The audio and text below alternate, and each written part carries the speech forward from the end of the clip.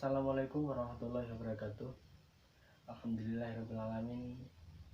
Pada kesempatan kali ini kita masih diberikan kesehatan yang berupa kita dapat beraktivitas sehari-hari dalam keadaan sehat walafiat. Pada kesempatan kali ini saya akan menjelaskan kerajaan-kerajaan Islam di Nusantara. Di antaranya satu, kerajaan Islam di Sumatera, yaitu ada Kerajaan Samudra Pasai. Kerajaan Samudra Pasai terletak di pantai utara Aceh, tempatnya muara Sungai Pasang, Pasai. Pada muara sungai itu terletak dua kota, yaitu Kota Samudra dan Kota Pasai. Kedua kota yang masyarakatnya sudah masuk Islam tersebut disatukan oleh Marasile yang masuk Islam berkat pertemuannya dengan Syekh Ismail, seorang utusan Syarif Mekah.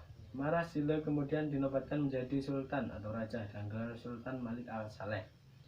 Berdasarkan hikayat raja-raja Pasai dan hikayat Melayu, disebutkan bahwa Sultan Malik Al-Saleh merupakan raja pertama di Kerajaan Samudra Pasai. Beliau berusaha meletakkan dasar-dasar kekuasaan Islam dan berusaha mengembangkan kerajaannya melalui perdagangan dan memperkuat angkatan perang. Samudra Pasai berkembang menjadi kerajaan maritim yang kuat di Selat Malaka. Yang kedua yaitu ada Kerajaan Aceh. Kerajaan Aceh berdiri dan muncul sebagai kekuatan baru di Selat Malaka.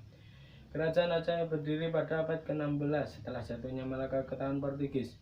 Para pedagang Islam tidak mengakui kekuasaan Portugis di Malaka dan segera memindahkan jalur perniagaan ke bandar-bandar lainnya di seluruh Nusantara. Selama beberapa abad, di Selat Malaka, Kerajaan Aceh bersaing dengan Kerajaan Johor di Semenanjung Malaysia. Pada masa kekuasaan Sultan Ali Mubayyad Shah, yaitu tepatnya pada tahun 1514 sampai 1526, Aceh berhasil memisahkan diri dari Kerajaan Pedir. Sultan inilah yang dianggap sebagai pendiri Kerajaan Aceh. Setelah beliau mengangkat tahta dipegang oleh Sultan Ibrahim, di bawah pimpinan Sultan Ibrahim, Aceh berhasil menaklukkan Pedir. Yang ketiga yaitu ada Kerajaan Islam di Riau. Kerajaan Islam yang ada di Riau adalah dan Kepulauan Riau. Menurut berita dari Tomepiras, antara lain Siak, Sri Indrapura, Kampar, dan Indagiri. Salah satunya yang dipelajari berikut ini adalah Kerajaan Siak. Kesultanan Siak Sri Indrapura ikut mewarnai sejarah Islam di bumi Melayu. Lokasi kerajaan ini berada di tepi Sungai Siak, atau yang sekarang termasuk wilayah Kabupaten Siak, Provinsi Riau. Nama Siak Sri Indrapura merupakan perpaduan bahasa Melayu dan bahasa Sanskerta. Yang keempat yaitu ada Kerajaan Islam di Jambi. Proses kedatangan Islam ke Indonesia sangat berkaitan dengan kedatangan Islam ke Jambi. Kehadiran para pedagang Islam yang singgah di berbagai pelabuhan sepanjang pesisir timur Pulau Sumatera, yang merupakan satu-satunya jalur paling strategis dalam pelayaran perdagangan Timur Tengah, India, Tiongkok, dan sebaliknya, menjadikan daerah-daerah tersebut dan sepanjang Selat Malaka memiliki peran penting. Alasannya, di daerah-daerah tersebut seluruh kapal dapat singgah untuk mendapatkan suplai air minum dan barang-barang perbekalan lainnya. Banyak versi yang dikemukakan tentang masuknya Islam ke Jambi, baik yang diperoleh dari cerita tradisional maupun catatan resmi sejarah, dan bersumber lokal. Dari sumber lokal diketahui bahwa yang pertama membawa Islam ke Jambi adalah seorang berkebangsaan Turki bernama Ahmad Salim.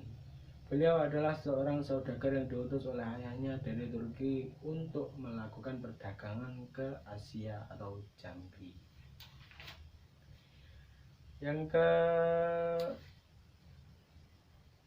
kelima yaitu ada Kerajaan Islam di Sumatera Selatan. Menurut berita Tomepiras, sekitar awal abad ke-16, wilayah Palembang berada di bawah pengaruh kekuasaan Kerajaan Demak pada masa pemerintahan Raden Patah. Ketika Raden Patah wafat, orang-orang Palembang mendirikan kerajaan baru dengan Ki Gedeng Suro sebagai raja pertama. Pada tahun 1702 tiba-tiba VOC menyerang benteng Palembang di Kampung Candi.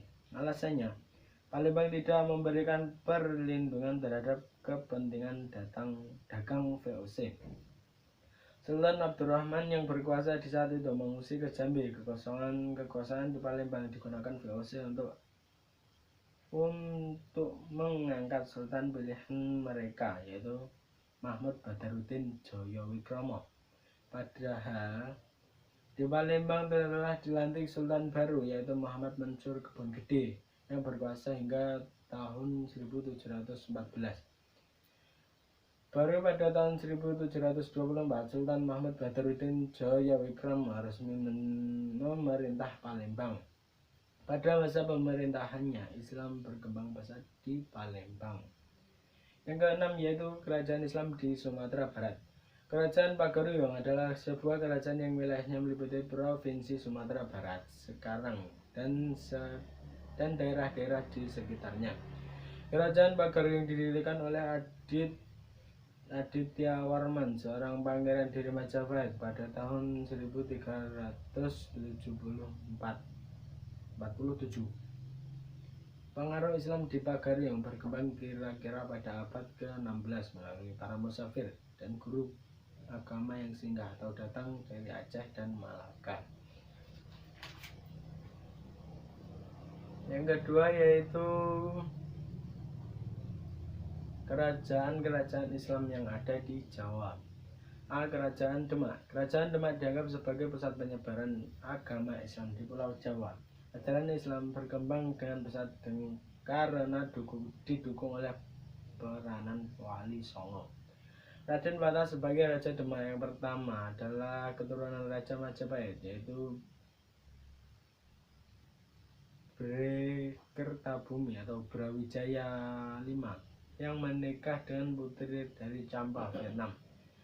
Raden Patah memerintah didampingi oleh Sunan Kalijogo yang dapat berjasa dalam membangun Masjid Agung Demak.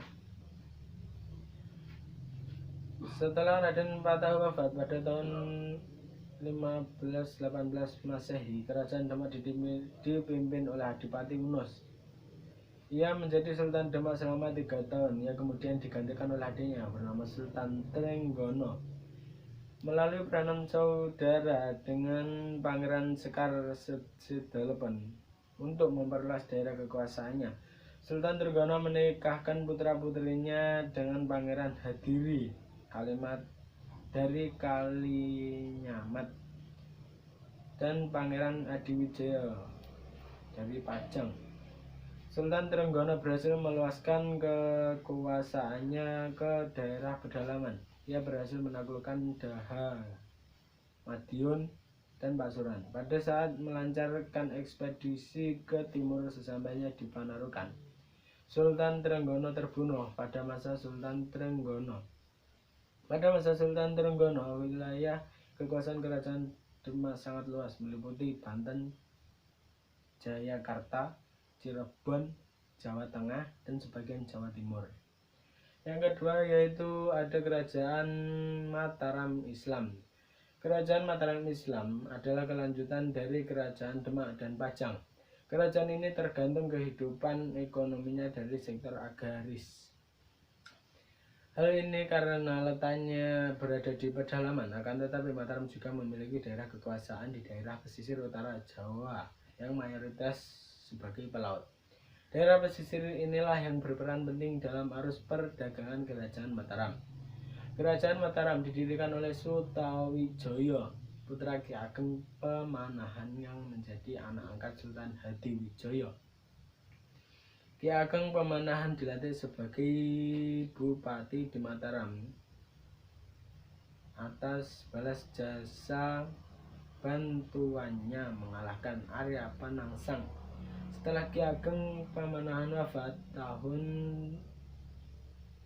1575 Masehi, Sutawijaya meneruskan kekuasaan ayahnya menjadi Bupati Mataram dan gelar Senopati ing Alogo.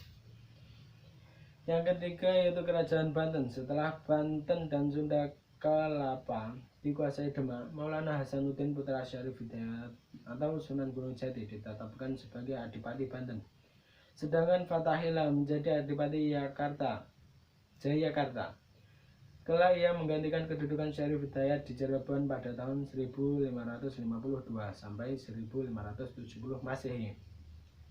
Setelah pemimpin sebelumnya yaitu Pangeran Pasarean wafat, adapun Syarif Hidayat meninggal di Cirebon pada tahun 1568 Masehi. Maulana Hasanuddin dan Fatahillah memimpin atas nama Kerajaan Demak. Maulana Hasanuddin yang menikah dengan salah seorang putri Sultan Trenggono akhirnya melepaskan Banten dari Demak setelah terjadi kudeta oleh Arya Penangsang di Demak. Yang keempat yaitu Kerajaan Cirebon. Sumber-sumber lokal seperti Babat Tanah Sunda dan Carita Purwakacaruban Nagari menganggap pendiri Cirebon adalah Raden Walangsungsang yang bergelar Pangeran Cakrabuana. Raden Walangsungsang adalah putra tertua Raja Pajajaran Sri Baduka Maharaja Prabu Siliwangi dari istrinya Subang Larang. Adapun tokoh yang berhasil menjadikan Cirebon sebagai kerajaan bercorak Islam adalah Syarif Hidayatullah. Dalam Babat Cirebon, Syarif Hidayatullah dikatakan identik dengan Sunan Gunung Jati atau Wali Songo. Dilihat dari silsilahnya, Syarif Hidayatullah adalah keponakan Pangeran Cakrabuana. Syarif Hidayatullah merupakan anak dari saudara perempuannya yaitu Nyai Roro Santang yang menikah dengan Sultan Mahmud, seorang penguasa dari Mekah.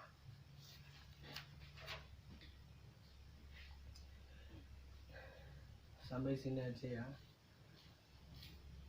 Vlog kali ini sampai sini aja. Semoga bermanfaat bagi kalian semua. Apabila ada kurang lebihnya mohon maaf. Billahi taufiq wal hidayah wa ridha wal inayah. Wassalamualaikum warahmatullahi wabarakatuh. DJ Nam Suya.